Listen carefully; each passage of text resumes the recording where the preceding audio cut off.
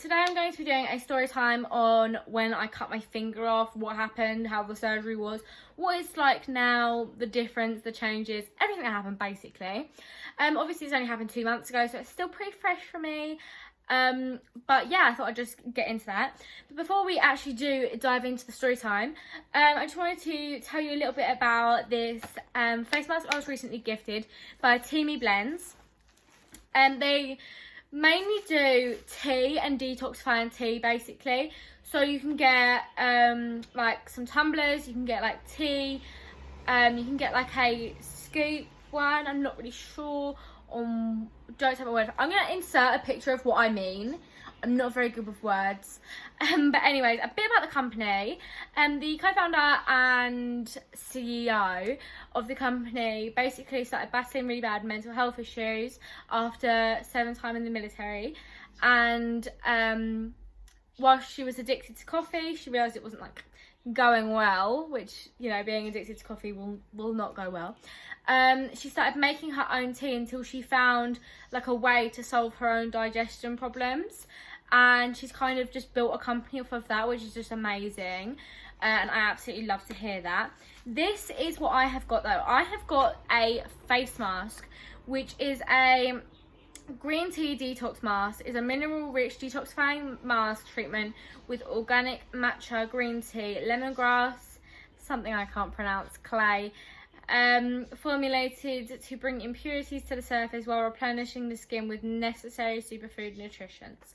So this is the box it comes in, super cute. Not any, like, there's no unnecessary packaging. Like, the box is pretty much the same size as the face mask, which we love. It says mask on the front, but on top.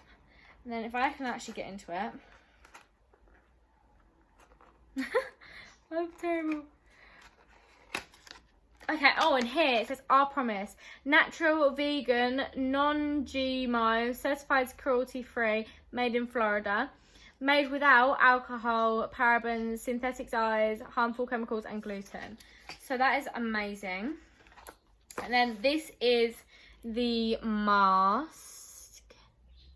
Super cute. We're actually be putting that on today while we tell the story time, which is like, we love it. And then also I got the applicator brush, that's the word, applicator brush, so that you have to put like your fingers into the jars, and it smoothly applies it, and then it's easy to clean. You rinse it with warm water, and then on the back it does actually say like a little like how to, but you know, we all know how to put face mask on. Let me just get this brush out of the packet. So the top is like a really like cute little silicone bit, and then it's a really nice marble effect, and it says TEAMI there. In my description there will be some links, some discount codes and all of that good stuff for you to be able to get some tea or some face masks. I'm really funny about face masks, so if I like this, it's going to be good, because, you know, my skin's not the best. But I don't really like face masks. I don't really wear them because I've just always found that they've made my skin 10 times worse. So if I do like this face mask, it's going to be a win-win from me. But anyways, getting on with the story time. Let's just get started, you know. We'll start putting the face mask on and then I'll get into it. But yeah, if you want to see any more about this company, do check my description and I will have all of the stuff that you need to know in there. So to start with my story time, I'm just going to give you a brief description of what actually happened, then I'll tell you it in depth. I cut my finger off. Quite literally, that smells gorgeous. I cut it off in a handheld blender. So no, I did not stick my finger in a blender. Before you try and say I did not stick my finger in a blender. Do not worry, I'm not that silly. My blender was a handheld one, so basically it's like a stick, if I can put it into simple words, and I was going to release the blade to change it to a whisk blade instead of like a blade that's like a chopper. So I was making gypsy tart. If you don't know what gypsy tart is, get with the program, babe, get with the program. I went to release the blade. I had my finger on the blade and I went to press the release button. As I did that, it knocked the on button and did just cut my finger off. I remember looking down and seeing my finger literally hanging on by like the tiniest thread. There was blood everywhere. It was splattered on the ceiling, on the walls. It was splattered all over the blender. It was absolutely everywhere. And automatically, all I screamed was, "Fuck, I have cut my finger off." And I did quite literally scream like that. I was more worried about the dogs though. I wanted to put the dogs away and all of that. And I didn't get a chance because I literally knew I needed some help. So I ran over to my neighbour's house, which is next door. I ran, so I came out of my garden. I closed the gate, my back garden. I closed the door and tried to lock it, but I was really struggling because obviously I was squeezing my finger because I knew that if I let go, like the chances of my finger falling off were very high, and I did not want to have to pick up my finger. I don't think anyone wants to have to pick up their finger. I think that'd be really traumatic. So I just did not want to drop my finger, you know what I mean? So I ended up not being able to let the dogs in. I ran around to my neighbour's house. I was headbutting the door because obviously I couldn't let go of my finger. I was headbutting the door. I was screaming. I was crying. I was literally all over the place. I was a mess. And I like ran into the house and she was like, what's up? And I was like, "I've cut my finger off. I've cut my finger off." She was like, "Right, okay." And she grabbed like loads of muslin, some tea towels, and we like wrapped it up as like tight as we could get it. And she was squeezing it and we had it like all up in the air. And as I was leaving my house, I actually tried to call my mum. But where I was in such a frenzy, I pressed the wrong number in my recents. I ended up calling my boyfriend. Now, like, if anyone has a boyfriend, I'm guessing you'll be the exact same as me. If you call him, then end the phone, and he realises, he's going to keep calling you back loads. So that's what he was doing. And obviously, I was trying to get hold of my mum, and it was not working. And I screamed down the phone at him, like, "I've cut my finger off. I need to call mum." Like, I was literally, like, all over the place.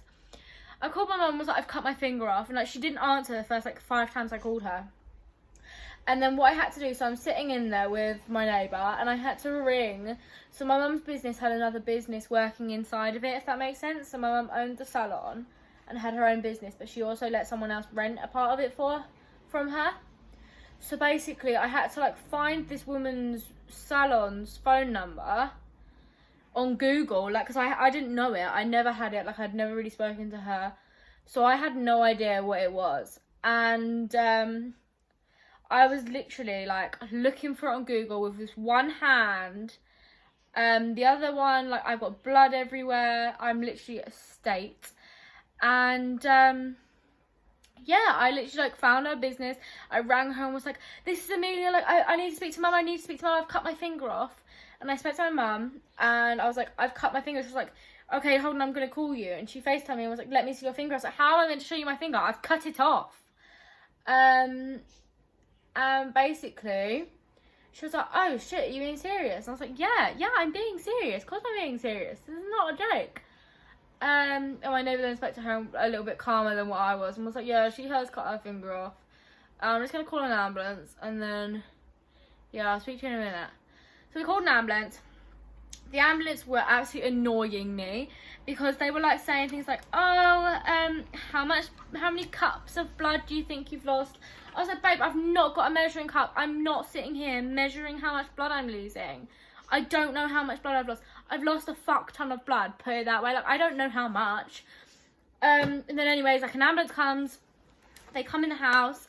Actually, backtracking, but sorry. Before the ambulance comes, 2 men from the architects behind me had heard me screaming, "Fuck, my fingers come off," ran round to my neighbour's house because they saw the trail of blood and followed it. And I had said to them, like, "Look, can you please go in the house and, like, put the dogs away? Like, I just want the dogs to be okay." So they actually took my key, went in the house, cleaned everything. Because when I come back that night, like, they'd cleaned everything. They cleaned all the blood up, put the dogs away. It was perfect. I couldn't thank them enough. I did go and buy them some chocolates. And I also bought my neighbour some flowers. And basically, ambulance comes and he's literally, like, never seen anything like it. He was just gobsmacked that I wasn't passed out and, like, gone. He, like, messaged East Grinstead. So if you're from around here, you'll probably know that East Grinstead's for, like, that hospital's for plastic surgeries, skin grafts, you know, burns, like that's major things. It's not like an A&E. You don't just go there. You go there for like your surgeries and stuff like that, like important stuff. He messaged them and was like, look, I've got a girl here in the ambulance. She needs to come here straight away. They're like, we're busy. We're full. We can't have her. Sorry, we're full in the children's ward. Like, there's nothing we can do. So I had to go to Pembury Hospital. I was in the ambulance and literally they were like rinsing my finger off. I was screaming. I was on gas and air. I did get offered a cannula with morphine, but I rejected. I was like, I don't want a cannula in. I really don't. They were like, seriously, we're going to have to put one in for you. And I was like, don't put a cannula in. I don't want one. And then eventually, like, I agreed with one. They were like, don't worry about it. We're nearly at the hospital. Like, they'll probably put one in when you get there. So basically, I was on gas and air. He was literally like so shocked. I called my mate because I was on gas and air and I was like, oh yeah, I've cut my finger off. It's okay though. It doesn't hurt. It's fine. And I was in a lot of pain. Like, I was very off my head. And then I got to the hospital. I got rushed through. It was a mess. It was literally a mess. I then was like speaking to the nurse, telling her what I'd done. She then bandaged, like, if we like fast track, she gave me some like morphine, she gave me some anti-sickness, she gave me some paracetamol, she gave me some ibuprofen, she gave me antibiotics, she gave me the lot. She just gave me the whole cabinet, do you know what I mean? I was actually pouring my eyes out. I made a couple of TikToks, you know, doing my business. Called a couple of people and was like, yeah, by the way, I've cut my finger off, so where do we go from here? And yeah, then a doctor come round and was like, yeah, she can have surgery tomorrow. Tomorrow, babe, my finger's off. I have to wait till tomorrow. Basically, I had an x-ray and it showed like 2 fractures. They thought I'd only cut it in like 3 places. Well, that turned out not to be the case. So they then sent me home. Like, my nurse bandaged me up with like 2 bandages. It was literally huge. If you saw my TikToks, they were like massive bandages. Everything was covered. I was bandaged proper up, drugged proper up, and I was so tired. And I was told my surgery was 7 a.m. the next morning. So 7 a.m. the next morning, I got in the car. We drove to East Grinstead. First time I've ever been there. We got COVID tested. We went in. Now they then told me, right, okay, so your appointment's not actually at 7. You don't actually have an appointment. No children in the children ward have an appointment. They just wait. And they're like, and because you're one of the oldest, you are the oldest in the children's ward today, you're last. And I was like, and I'm like looking around this children's ward and like there's no blood in sight. There's just like broken bones. Okay, yeah, I get it that they're younger, but babe, my finger was off. So yeah, they left me till last, which was horrible.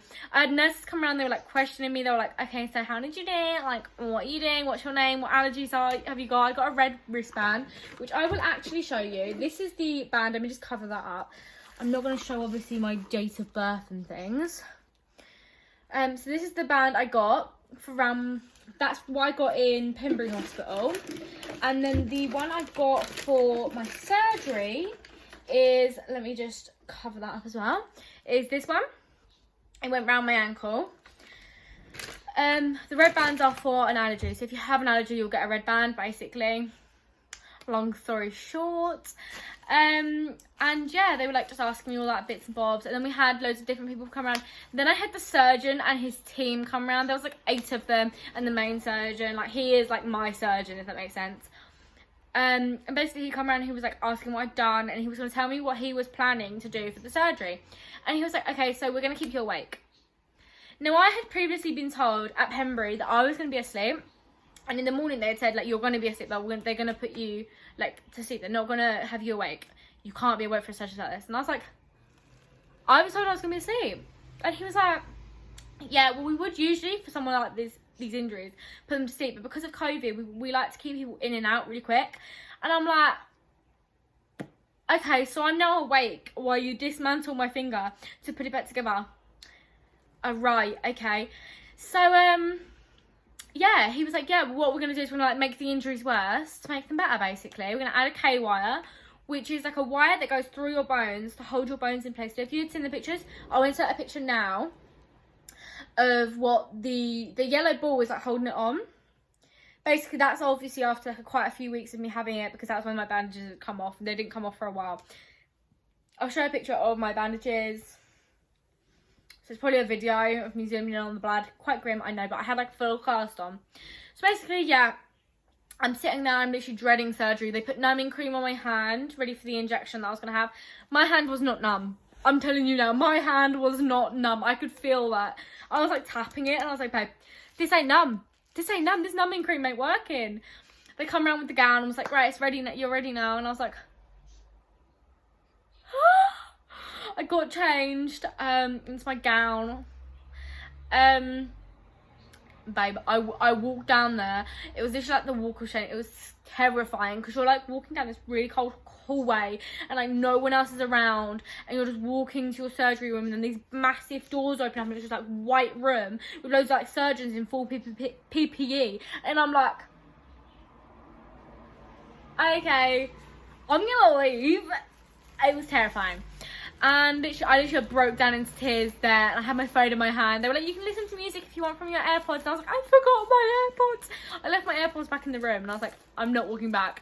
And then like I go in, and he's like, okay, so lay down, mum can stay with you when I do the injection, and then it's up to you whether she leaves or goes. But he was like making it blatant. He was like, yeah, it's up to you. But he was making it blatantly obvious he did not want my mum there. Do you know what I mean? Like, he was just so, it was like, she can stay if you have to. And it's like, right, just say you don't want her there. Do you know what I mean? You don't need to like tease me. So he pulls out this massive needle, and he was like, this is the smallest needle we've got. And it was literally, so the needle bit was actually about that big. And the injection bit was obviously this big. Fucking huge. Never seen a needle like it. It's massive.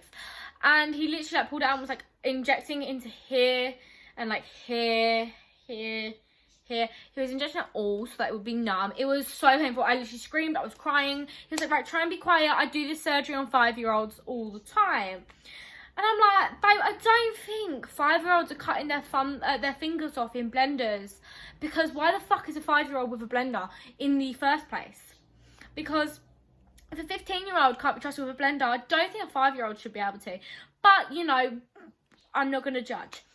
So he then starts taking the bandages off, and then he gets to the last part of the bandage, and I'm like screaming in pain because I can feel my finger being lifted off with the bandage, if that makes sense. Like, as he lifted the bandage, I felt my skin come off. Like, I felt my finger come off, and I'm literally screaming. He did it anyway. And then I'm like, he was like, right, so do you want what I'm saying? I was like, no, she can go. So my mum went, blah, blah, blah. And literally, he just got straight into it. He got straight into this. And he was like, no, I don't do this surgery all the time. This is quite a rare surgery. And I'm like, hold on. You what? Because I'm told he's literally like the best hand surgeon. He's like, if someone has a hand injury like that in the UK, they go to him. Like, he's the best hand surgeon. And I'm like, right, if you don't do this a lot,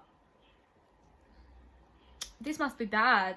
And I'm like, so how bad is it on like a scale of 1 to 10? He's like, really bad. Like, you don't do stuff in halves. This is bad. And I was like, oh, okay, brill. And he compared it to a man who's actually got an article on Kent Live.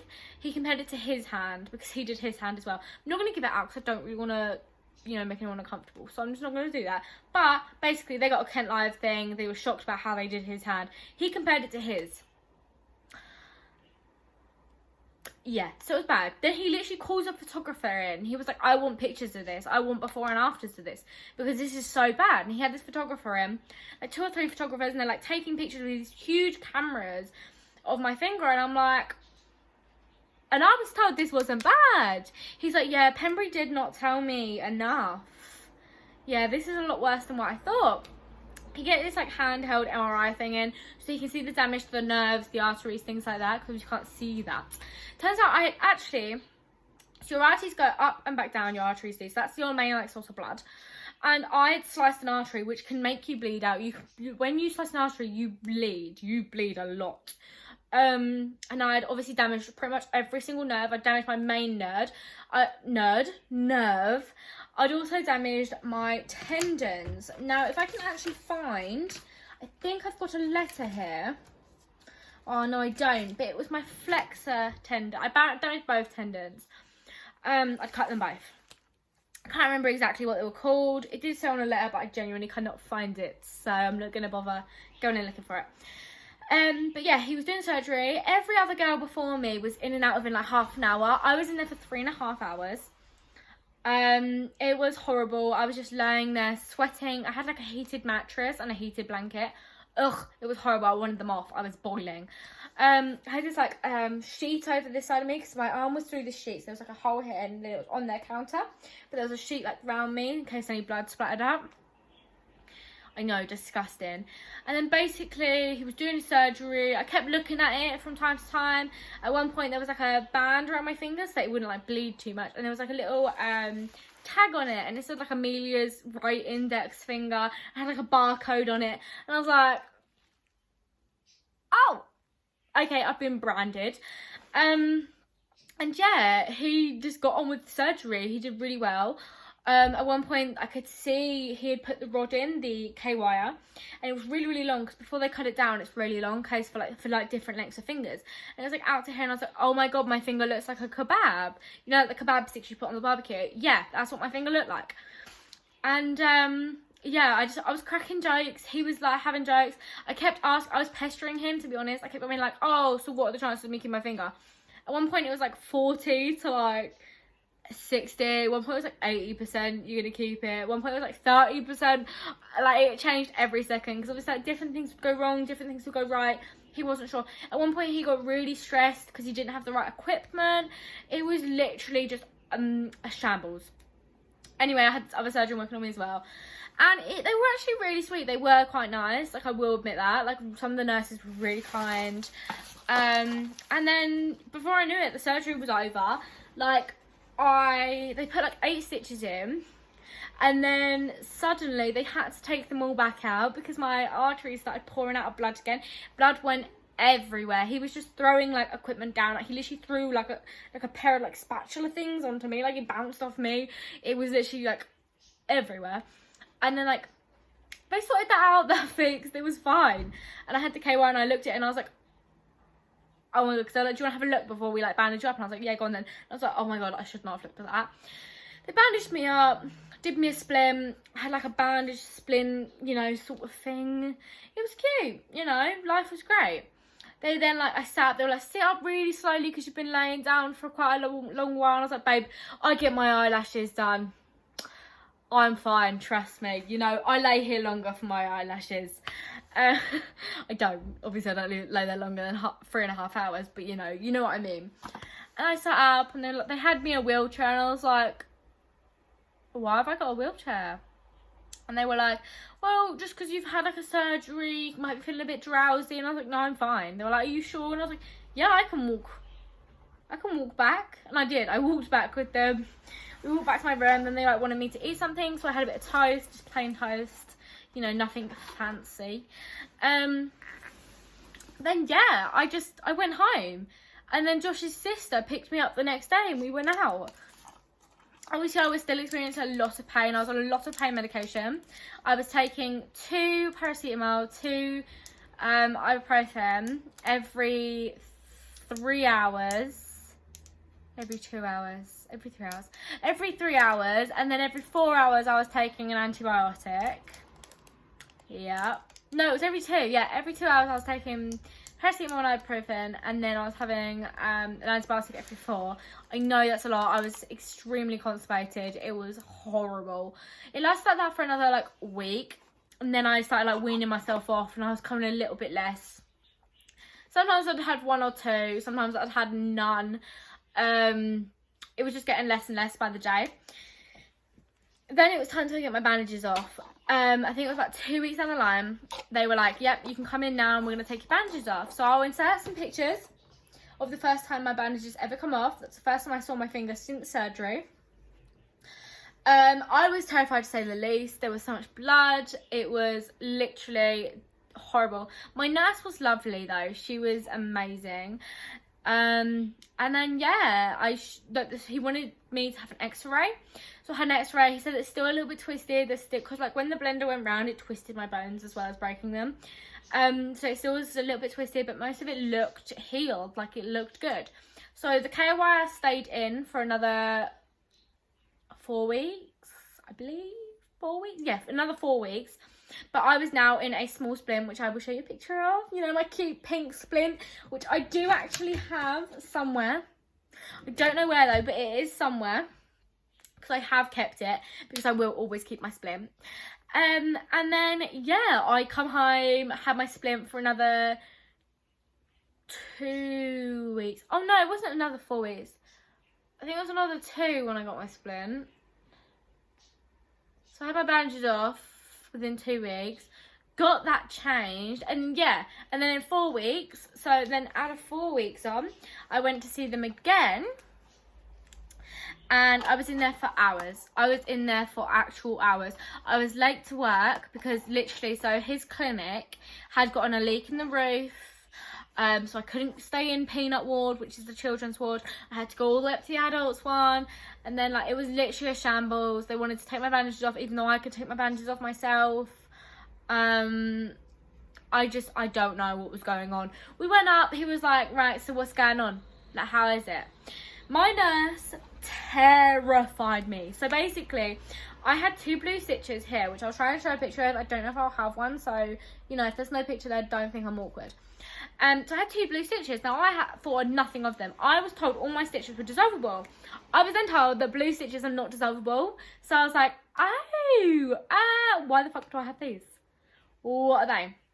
So basically, I showed him these and I was like, what are they? Like, are they dissolvable? Like, what am I going to do? And he was like, oh, they're not dissolvable. I wonder how they got there.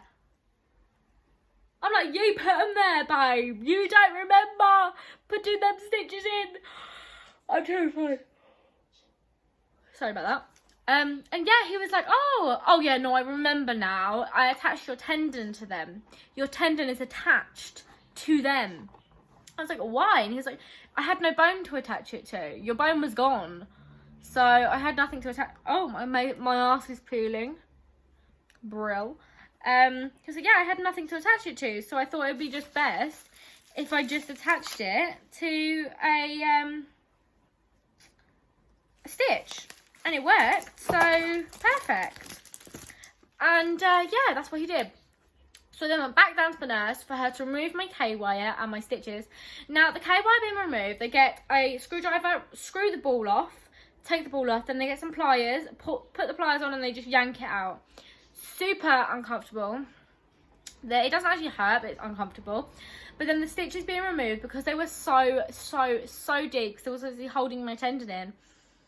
I never felt pain like it. It was absolutely horrific, and I was literally crying. I was screaming. There was a really lovely trainee nurse who so badly wanted to watch the procedure, but because I was talking to her to keep my mind off of it, she actually just stayed talking to me, which was absolutely lovely, and I couldn't thank her enough for that.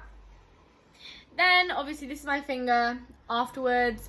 I believe I took a couple of pictures, so there you go. And then a couple of weeks later, obviously after that, I went to physio. I told them that I'd been experienced really bad dreams, really bad flashbacks, and all of that, because it's affected me quite badly mentally. So they've set me up some psychological meetings for the psychological therapist department. So I will now be seeing a psychologist about it and hopefully getting some help for that. And yeah, that's what we did that meeting. And then I come home, there was still a bit of scabbing. I still wore my splint and bandages. Because they told me they'd want me to wear it for another like 2 weeks. Fair enough. I then, about a week ago, had a meeting with my physiotherapist on Zoom. Well, it's not Zoom, it's like an NHS Zoom type of thing, but it's not Zoom. And basically we was talking, and she was like, how are you doing about getting that scab off? So I'll show you a picture of the scab of what she means. And I was like, oh yeah, it slips up and down now, and we're like this, and then it just pinged off. So yeah, I don't wear bandages or a splint anymore. You can't really see my scars very well in this lighting, but you can kind of see that like it's mangled. So you can see that scar there. You can see that these are really bumpy here.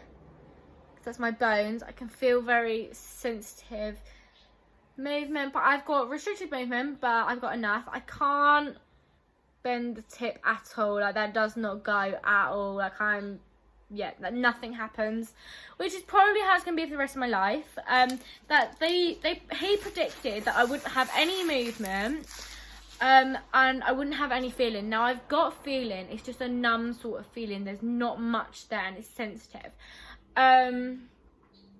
But I've got a feeling, which is good. He predicted that I'd get a nail back within a year, but if you look really carefully, there's a little nail there. We don't know whether that's where it wasn't fully cut off during the procedures and everything that went on, or that it's already started going back. We're not sure which one that is, so one of the two.